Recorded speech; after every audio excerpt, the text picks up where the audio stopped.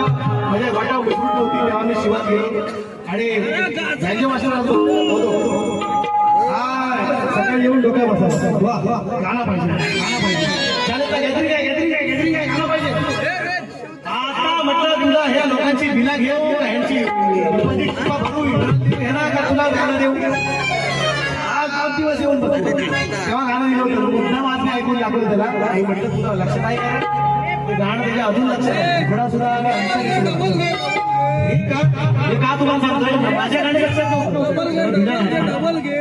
याच गाणं होतं पण माझ्या लक्षात नव्हतं. विषय कसा आहे बघा. काश्मीर